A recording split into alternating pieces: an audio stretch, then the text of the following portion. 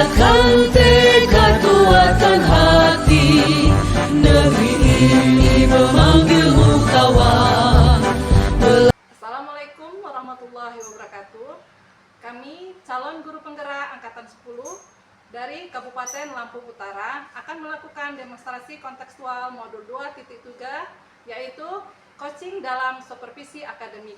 Kami terdiri dari saya sendiri sebagai observasi, Nita Buspiana dari SMP Negeri 1 Katobumi, dan sebagai coaching saya Rinaldo dari SMA Negeri 1 Albung Timur sebagai coach. Dan sebagai coaching saya Nurdian, saya dari SD 2 Madukoro. ya. Selamat menyaksikan, semoga bermanfaat. Wassalamualaikum warahmatullahi wabarakatuh.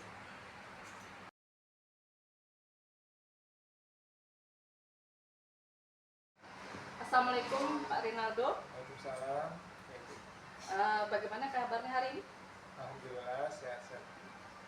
Alhamdulillah Pak ya. Hari ini kita sepakat akan melakukan coaching ya. Yang mana sebelum Bapak melakukan praktik coaching, tentunya Bapak harus tahu dulu penilaian-penilaian dari praktik coaching ini ya. Dalam praktik coaching ini akan terdapat beberapa tahapan ya.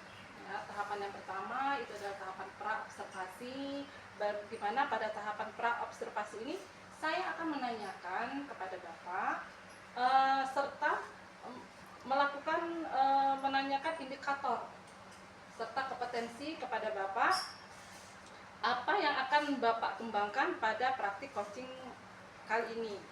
Kemudian pada tahap yang kedua itu adalah tahap observasi, yang mana saya akan mengamati kegiatan Bapak pada saat melakukan praktik coaching.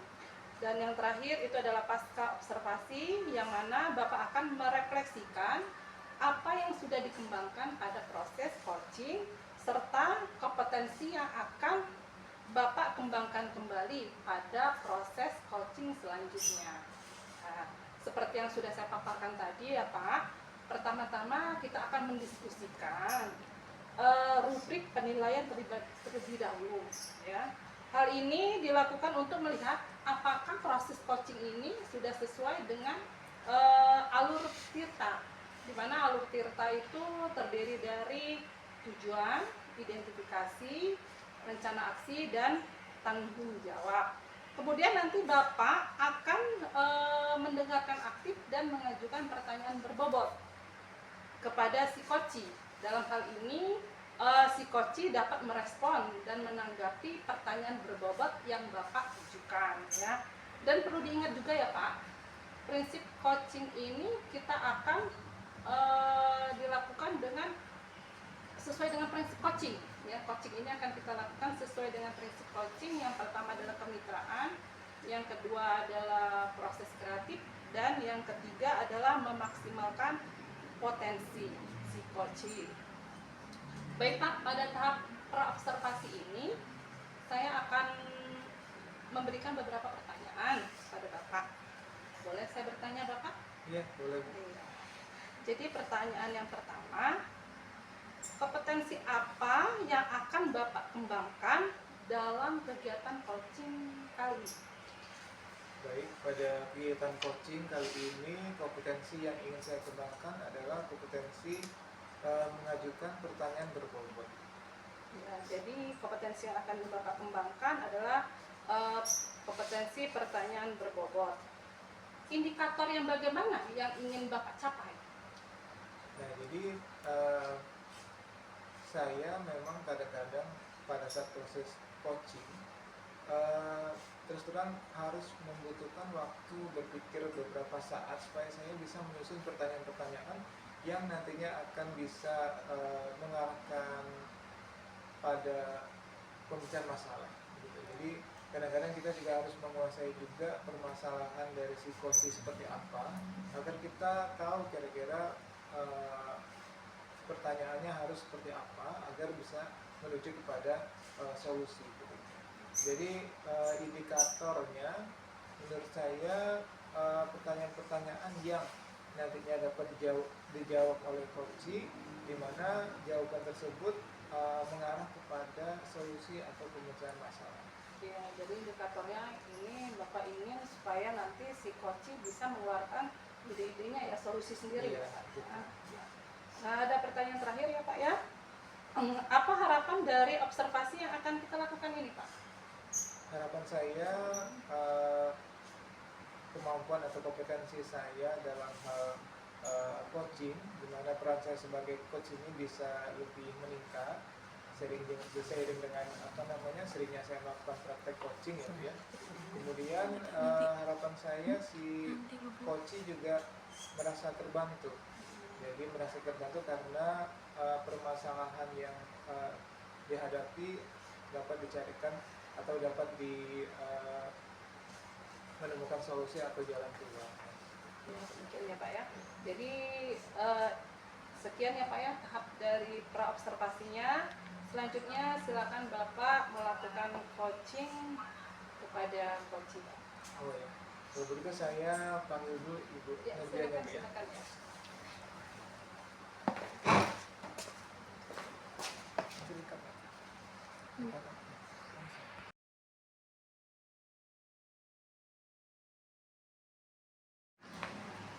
Silakan Bu dia. Nah, jadi ini Bu Nurdian Bu. Nah, Bu, ya Bu Nurdian ini nanti rekan saya dalam melakukan coaching. Jadi Bu Nurdian sebagai coachingnya dan saya sebagai coachnya. Selamat bertemu ya Bu Nurdian. Iya. Saya di sini hanya mengamati saja dari pelaksanaan coaching Bapak. So, ya, silakan dimulai Pak. Ya, terima kasih. Gimana nih kabarnya Bu Nurdian? Alhamdulillah Pak, sehat. Sehat ya. Ya, tetap semangat ya Bu ya. Semangat dong Pak, tetap semangat. Semangat. Jadi tadi pagi saya baca di WA katanya Ibu mau share sesuatu nih kepada Oh, iya, Pak. saya. Nah, terkait permasalahan-permasalahan yang ada di sekolah, kira-kira kita nanti mau ngobrolin kemana nih? Arah tujuannya kemana? Ibu pengennya seperti apa? Saya itu kepinginnya bisa memecahkan permasalahan saya Pak. Jadi bisa menemukan ide-ide solusi dari permasalahan saya, sehingga saya bisa lebih fokus lagi dari ide-ide pengembangan solusi itu tadi. Nah, kira-kira permasalahannya apa ya Bu? Gini Pak, saya kan guru kelas 5. Jadi itu murid saya itu kelas 5. Itu laki-laki Pak.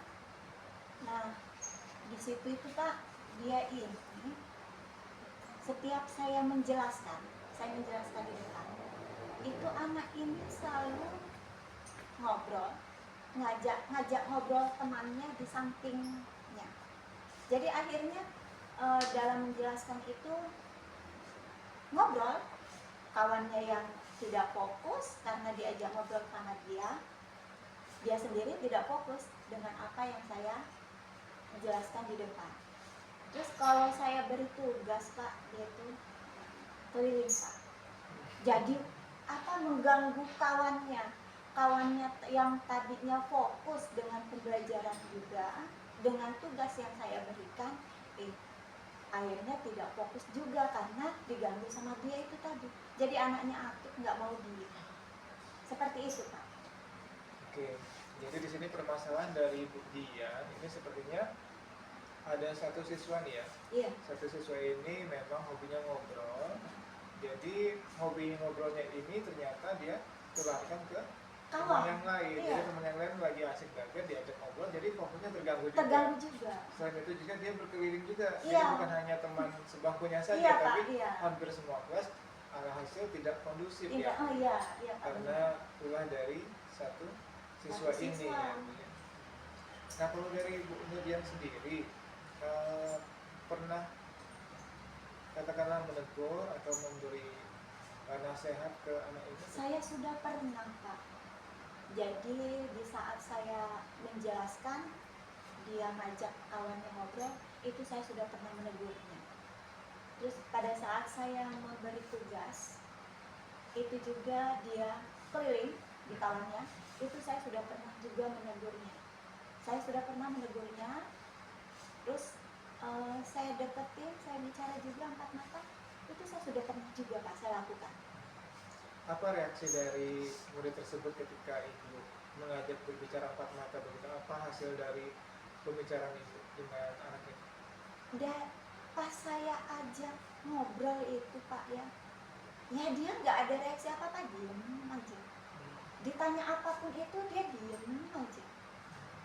Ya jadi pada saat saya menegurnya, ya pas saat saya menegurnya itu dia diam. Tapi pada saat saya tidak menegurnya Pak, dia balik lagi. Ya. Jadi ketika ibu ajak ngobrol empat mata tadi, dia nggak mengeluarkan kata apa-apa. Kenapa sih penyebab kamu keliling-keliling mengganggu teman-teman yang lain yang sedang belajar? Sebenarnya pada akhirnya dia bicara Pak, karena di belakang punggungnya itu saya elus-elus Pak, namanya anak kecil ya Pak, saya elus-elus gitu. Sebenarnya apa sih yang terjadi gitu. Jadi rupanya dia cerita dia itu tinggal sama nenek, ya tinggal sama nenek, terus ibunya itu nggak ada, ibunya itu nggak tahu ibunya itu kemana, tapi minggat, katanya minggat. Terus itu ini pengalaman pribadi. Ini pengalaman pribadi. Terus ibunya tuh minggat, dia itu tinggal sama bapaknya namanya bapak ya, kurang perhatian sama anak. Jadi dia hari-harinya itu tinggal sama neneknya. Mungkin yang namanya sama nenek itu ya, jadi dalam hal pelajaran itu ya kurang seperti itu. Dia bilang seperti itu. Jadi mungkin di rumah ya nggak ada yang membimbing dia untuk mengerjakan PR, untuk mengingatkan ada tugas atau enggak. Iya. Gitu ya. Karena peran ibu atau peran orang tua di sini katakanlah tidak ada. Tidak. Dikarenakan oleh ya namanya sosok bapak mungkin udah sibuk cari Sibuk nafkah cari ya Bu ya. nafkah di luar. Kemudian juga posisi seorang nenek mungkin ya nggak begitu paham dengan kegiatan sekolah seperti apa. Sehingga anak ini ketika dia mungkin katakanlah bandel dalam tanda kutip, ya nenek maupun ayahnya mungkin nggak akan begitu paham ya tentang karakter anaknya di sekolah begitu ya. Nah selain itu, selain dari ya mungkin dari latar belakang keluarga yang mungkin tidak utuh ya, hanya ada nenek dan ayah saja. Selain itu apa yang kira-kira ibu pikirkan untuk mengantisipasi supaya anak ini tidak begitu mengganggu teman-temannya lagi? Mungkin, saya itu kepikiran Pak, apa karena saya pikir tuh apa karena pembelajaran saya yang seperti itu aja menurut. Jadi tidak ada variasi dalam pembelajaran. Bisa dijelaskan Bu pembelajaran yang monoton menurut ibu itu yang seperti apa? Saya tuh di dalam kelas itu metodenya tidak terlalu banyak. Mungkin saya hanya memakai metode ceramah seperti itu. Jadi ibu cuma menyampaikan materi ini bukan mata pelajaran IPA ya? Kalau untuk kelas semua pegang. Jadi ibu jelaskan saja begitu ya. Kemudian nanti anak mengerjakan latihan begitu ya. Nah, jadi itu yang selama ini ibu gunakan ya Bu ya. Kalau kira-kira dengan metode tersebut si anak ini merasa, kan mungkin kebutuhan anak berbeda-beda ya Bu ya. Mungkin kebutuhan anak di kelas itu berbeda-beda. Ada yang merasa sudah cukup dengan metode ceramah, tapi ada juga mungkin yang merasa tidak cukup dengan metode ceramah saja gitu. Menurut ibu, si anak ini merasa dengan metode ceramah itu sudah merasa cukup atau belum? Belum. Saya rasa belum cukup itu Pak. Kalau pembelajaran monoton itu Pak, anak itu, saya merasa ya Pak, anak itu mungkin merasa bosan dengan pembelajarannya seperti itu. Jadi tidak ada variasinya yang sehingga mereka bisa membuat mereka itu lebih menarik dalam pembelajaran saya itu. Nah kira-kira apa yang ibu pikirkan mengenai metode pembelajaran yang menurut Ibu menarik ya, bagi Nah, siswa? di sini saya sepertinya berpikir ya Pak, tertarik itu ingin menggunakan media proyektor. Nah, jadi di dalam pembelajaran itu mungkin saya bisa memakai video-video yang menarik sesuai dengan materi pada saat itu. Sudah itu mungkin di dalamnya juga saya bisa memasukkan ice breaking pada saat mereka mungkin sudah merasa mulai bosan, jadi saya masukkan, saya sisipkan ice breaking seperti itu. Oh iya. Jadi di sini agar pembelajaran tidak membosankan atau menjadi lebih menarik ya buat anak-anak, jadi Ibu menggunakan bantuan atau media proyektor, Iya. ya, LCD proyektor ya. Jadi berdasarkan penjelasan Ibu tadi, LCD proyektor ini nantinya bisa digunakan untuk ice breaking, Iya. bisa digunakan untuk memberikan atau menayangkan video-video atau gambar-gambar yang menarik ya. Ya. Menurut Ibu, siswa tingkatan SD tersebut apakah memang menyukai dengan tampilan gambar-gambar yang berwarna-warni? Saya pernah tuh mencoba ice breaking Pak ya. Jadi saya pegang waktu pada saat itu saya pegang spidol. Ya. Nah jadi spidol itu saya letakkan di siswa yang paling ujung. Nah terus saya bilang ke anak-anak, nanti jalankan spidol itu sesuai dengan lagu. Nah, jadi di situ saya nyanyi Pak. Namanya anak SD, balonku ada 5, jadi saya nyanyi.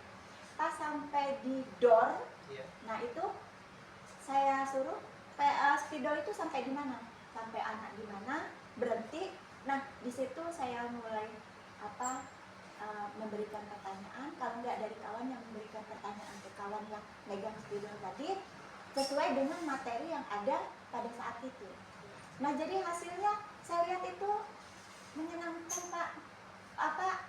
Kelas itu hidup. Sepertinya dari pengamatan saya itu kelas itu lebih hidup Pak. Seperti itu. Sudah itu saya juga pernah pernah pembelajaran sepertinya peredaran darah. Iya. Itu pokok bahasannya itu peredaran darah. Jadi saya memakai proyektor. Pernah sekali itu Pak, makanya saya adain pengamatan itu. Nah jadi di situ saya tampilkan gambar-gambar peredaran darah manusia, video-videonya, nyanyi-nyanyiannya gitu. Nah itu saya lihat antusias murid-murid saya itu kayaknya tinggi Pak. Jadi dengan pembelajaran seperti itu saya rasa, makanya dari pengamatan itu saya rasa ini nih bisa memotivasi mereka dalam belajar. Baik. Jadi di sini berdasarkan penjelasan dari Ibu tadi bahwa dengan pembelajaran yang sebelumnya itu terkesan monoton. Iya. Nah ini waktu itu Ibu pernah mencoba menggunakan LCD proyektor Iya. untuk ice breaking, untuk menampilkan materi. Kebetulan di sini materi peredaran darah Iya. ya. Nah di sini anak-anak menjadi lebih antusias ya, Iya. lebih tertarik ya. Artinya kita bisa garis bawahi di sini ketika Ibu menggunakan LCD proyektor, siswa menjadi tertarik. Iya. Gitu ya. Berarti di situ bisa saya garis bawahi di sana ya. Jadi Ibu menggunakan metode yang berbeda, siswa bisa menjadi lebih tertarik dari situ. Nah, kira-kira untuk satu anak yang tadi Ibu sebutkan di awal, apakah anak ini juga ikut tertarik juga dengan tampilan LCD proyektor yang ada di depan? Itu dari yang pas saya bicara 4 mata, dia kan nangis Pak ya. Terus saya kasih nasihat, kamu harus berhasil nak, di depan kamu harus berhasil, kamu tunjukin sama orang tua kamu kalau kamu berhasil di depan, kamu harus pintar. Terus saya tambah lagi sama pembelajaran yang lewat LCD, lewat FDK itu, iya, saya lihat perubahannya banyak Pak. Jadi yang tadinya matematika nih ya Pak ya, yang matematika yang tadinya saya tanya dia tuh sama sekali enggak ini, sekarang enggak perlu lagi, saya lihat ini tuh dia tidak perlu lagi gitu. Jadi langsung misalnya saya kasih pertanyaan, ini tambah ini 10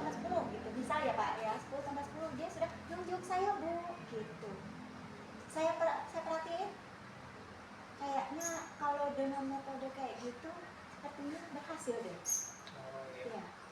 Nah, artinya di sini siswa yang tadi di awal Ibu sebutkan, satu siswa ini menjadi katakanlah pengganggu dari stabilitas di kelas. Ini artinya bisa katakanlah diantisipasi dengan membuat siswa ini lebih tertarik kepada pembelajaran. Iya. Lebih tertariknya di sini ketika Ibu menggunakan LCD proyektor. Iya. Nah, berarti dari sini apakah Ibu merasa solusinya sudah ketemu atau belum dari permasalahan? Saya rasa sudah, Pak. Apa itu? Ya itu tadi, Pak, saya harus mengadakan yang pertama sekali itu memang sebagai seorang guru kita harus mengadakan pendekatan dengan murid. Iya. Jadi kita tahu latar belakang murid itu seperti apa, keadaan sosial orang tuanya itu seperti apa, jadi kita bisa menyelami perasaan mereka. Sebenarnya itu yang pertama. Terus yang kedua, kita harus memakai metode yang lebih menarik, ya tadi dengan memakai proyektor tadi. Terus kita juga bisa menyelipkan ice breaking itu tadi. Murid-murid juga bilang, Pak, dari yang anak ini tadi mereka bilang, Ibu katanya, Bu sekarang ini Rizky berubah ya Bu, yang tadinya tidak mau mengerjakan PR, mau ngerjain PR, yang tadinya dia keliling katanya, sekarang dia fokus sama tugasnya, sudah tidak ganggu kami lagi. Murid-murid juga bilangnya seperti itu, Pak. Oh, berarti di sini kebutuhan si anak ini sudah terpenuhi ya Bu ya? Iya. Nah, itu tadi mungkin awalnya kita tidak tahu kebutuhan anak ini apa sih yang menyebabkan dia kok ngobrol terus di kelas kemudian magang ngajak temen yang lain ngobrol. Nah, di situ mungkin ada satu kebutuhan siswa itu yang tidak terpenuhi ya Bu? Tidak terpenuhi, benar, Pak. Nah, ketika Ibu menyajikan pembelajaran dengan LCD proyektor, menurut Ibu kebutuhan muridnya sudah terpenuhi? Sudah, Pak. Sudah ya? Menurut saya sudah terpenuhi. Mungkin dari hasil dari pengamatan saya itu tadi. dan komentar dari komentar ya? dari kawannya, iya, dari kawannya yang positif ya? murid-murid saya itu tadi, balik lagi ke murid-murid lagi kan, komentar mereka seperti ini. Nah, menurut Ibu dari hasil percakapan kita pada siang hari ini, apa yang sudah Ibu dapatkan? Yang saya sudah dapatkan ya Pak ya, saya itu harus banyak-banyak belajar lagi Pak. Banyak belajar mengetahui tentang murid seperti apa, banyak belajar cara memakai media. Mungkin saya bisa mengupdate informasi-informasi dari luar, bagaimana dengan pembelajaran yang menarik itu. Terus saya akan juga berkolaborasi dengan rekan sejawat saya tentang permasalahan saya, tentang bagaimana solusinya, seperti itu Pak. Nah, jadi di sini luar biasa sekali ya Bu ya, Ibu sudah bisa katakanlah merefleksikan diri ya. Jadi di sini secara tidak langsung sebenarnya solusinya sudah ketemu ya Bu ya, dengan cara menggunakan tadi LCD proyektor ya. LCD proyektor ini ternyata sudah Ibu buktikan mampu untuk menarik perhatian siswa yang bandel ini ya Bu ya. Nah, mungkin dalam penggunaan LCD proyektor itu apakah Ibu perlu menyiapkan materi-materi gitu untuk disajikan dalam LCD proyektor? Iya Pak, saya menyiapkan materi-materinya dulu, video-video apa yang mau saya sajikan, saya tayangkan ke anak-anak. Jadi itu semuanya saya persiapkan, termasuk saya harus mengikuti langkah-langkah RPP dari RPP itu Pak. Nah, kira-kira kapan Ibu mau menerapkan pembelajaran dengan bantuan media LCD proyektor ini untuk waktu berikutnya ya? Artinya di sini apakah Ibu akan menerapkan secara terus-menerus atau bagaimana menggunakan LCD? Ada pembelajaran hal tertentu aja Pak yang mungkin dia memakai LCD, misal tapi kalau untuk pembelajaran yang memang tidak perlu menerapkan, saya rasa mungkin tidak perlu memakai LCD. Jadi tidak semua pembelajaran itu memakai LCD. Jadi kalau misalnya memang dia tidak memerlukan pemakaian LCD. Nah itu caranya saya tadi dengan memakai S-Breaking. Jadi pembelajaran itu tidak membosankan untuk anak-anak. Kapan kira-kira Ibu akan menerapkan kembali pembelajaran menggunakan bantuan media LCD? Secepatnya Pak, karena untuk wali kelas itu kan setiap hari dia memang pembelajarannya, jadi secepatnya mungkin besok akan saya laksanakan. Berarti kalau seandainya besok akan dilaksanakan pembelajaran dengan menggunakan media LCD, artinya Ibu sudah menyiapkan materi, Bu? Untuk Kalau ditampilkan? materi kan kita memang sudah tahu Pak. Jadi hari ini kita belajar tentang apa, besoknya kita sudah tahu pembelajaran apa. Namanya kalau untuk wali kelas seperti itu, dia kan selalu dia terpadu Pak, pembelajaran itu terpadu. Maksud saya untuk ditampilkan di LCD proyektornya Ibu udah Oh udah, saya udah ada di dalam pikiran saya sudah ada itu apa yang saya tayangin. Jadi insya Allah nanti malam saya tinggal memasukkan apa yang akan saya tayangkan di siswa. Oke, berarti artinya mulai besok Ibu sudah bisa eksekusi untuk melakukan pembelajaran dengan bantuan media LCD proyektor. Oke. Nah kira-kira ada nggak teman atau pihak yang bisa membantu Ibu dalam membuat pembelajaran dengan bantuan media LCD proyektor? Yang pertama mungkin saya minta izin dulu sama minta bantuan juga dengan kepala sekolah, karena kepala sekolah juga peran penting dalam hal saya untuk memberikan pembelajaran itu melalui proyektor. Terus yang kedua itu rekan sejawat Pak. Rekan sejawat saya akan saya libatkan di dalam pembelajaran proyektor saya itu nanti. Kalau kepala sekolah di sini perannya meminta izin meminjam alat atau Iya. Iya. Kadang-kadang juga saya kemarin itu saya minta, Bu, coba sih Bu, lihat gimana saya gitu. Iya, saya suka gitu juga. Dilihat apa diobservasi. Iya. Jadi bukan artinya izin meminjam alat ya, tapi apa namanya? Iya, yang minjem membantu. juga Pak. Minjam dan sekaligus membantu Iya.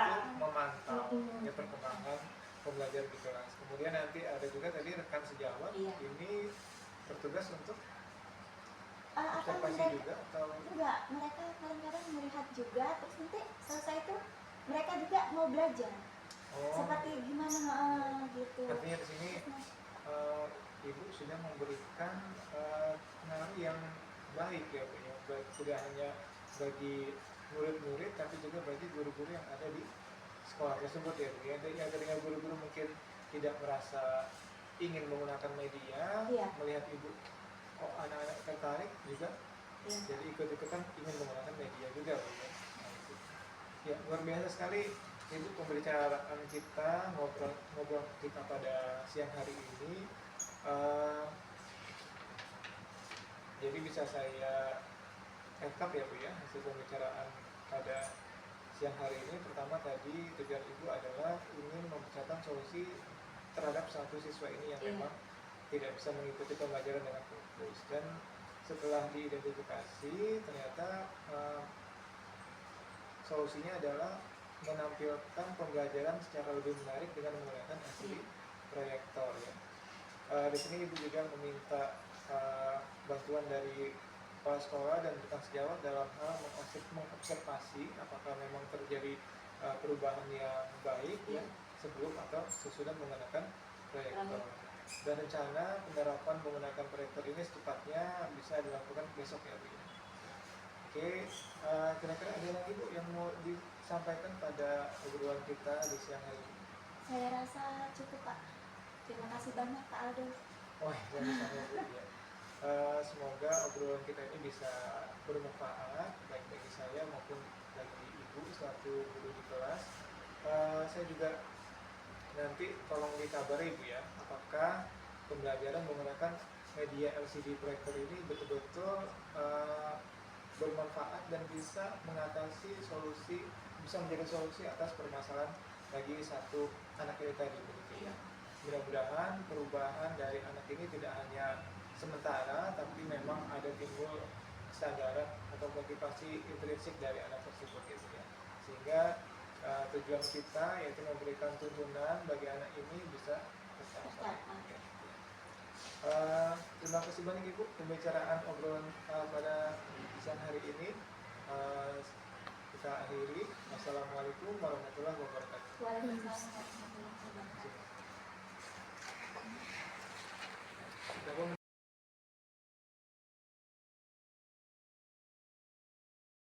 Assalamualaikum Pak Rinaldo. Waalaikumsalam. Alhamdulillah ya Pak ya, kita sudah melakukan proses coaching tadi ya. Sebelum penutupan Pak, Ya, saya ingin menanyakan beberapa pertanyaan, boleh Pak? boleh Bu. Iya. Yang pertama, bagaimana Bapak menilai sendiri performa dalam kompetensi tadi? Jadi kompetensi tadi yang saya ingin tingkatkan yaitu memberikan pertanyaan berbobot. Nah, dalam coaching tadi saya merasa kompetensi itu sudah saya tingkatkan. Terlihat dari pertanyaan-pertanyaan yang saya berikan itu mampu mengarahkan kita pada pemecahan masalah. Jadi tadi terlihat dari Bu Nurdian tadi sudah menemukan solusi atas permasalahannya di kelas. Ya, berarti performa Bapak sudah sangat baik sekali ya, bagus sekali. Tadi saya lihatnya bagus sekali memang Ya. Pak. Sekarang yang pertanyaan kedua ya Pak ya. Tadi Bapak sudah menyatakan kompetensi, apa yang Bapak lakukan terkait indikator yang ingin Bapak capai tadi? Indikator. Jadi saya berusaha untuk memahami dulu permasalahan Bu Nurdian. Jadi dari permasalahan yang diutarakan ke saya harus mencoba menggali permasalahannya lebih dalam, sehingga dari sana nanti akan menemukan begitu. Oh, ini inti permasalahannya ini, sehingga solusinya bisa dipikirkan oleh Bu Nurdian. Jadi saya harus mengarahkan bagaimana caranya bisa menemukan solusi dari permasalahan yang sudah digali tersebut. Iya, berarti indikatornya sudah tercapai ya Pak ya. Iya. Boleh saya menyampaikan hasil pengamatan saya Pak? Iya Bu. Iya. Jadi setelah saya melihat percakapan Pak Rinaldo dengan Ibu Nurdian tadi, saya melihat sudah berjalan dengan baik dan proses alurnya sudah sesuai dengan tahapan alur tirta. Ya, juga tadi Bapak sudah menggali informasi dengan memberikan pertanyaan berbobot, sehingga coaching tadi sudah sesuai dengan proses coaching ya. Karena proses prinsip coaching itu ada kemitraan tadi ya, Bapak sudah melakukan kemitraan ya sama Ibu Nurdian, kemudian ada proses kreatif, Bapak menggali potensi dari Ibu Nurdian dan menggali potensi dari si coach ya. Ada pertanyaan lagi ya Pak ya, bagaimana pendapat Bapak setelah mendengarkan pendapat saya ini? Ya, saya terima kasih banyak Ibu sudah mengutarakan pendapatnya. Jadi saya di sini sudah semakin percaya diri begitu ya untuk melakukan coaching ini. Memang kita tidak boleh berpuas diri, tapi tetap harus selalu meningkatkan kompetensi kita dalam hal coaching, dan meningkatnya kompetensi dalam coaching, terutama peran kita sebagai coach itu bisa meningkat jika semakin banyak kasus yang kita temui. Jadi semakin banyaknya peran kita sebagai coach pada coaching, maka kemampuan atau kompetensi kita untuk melakukan pertanyaan berbobot atau untuk presensi itu bisa lebih meningkat.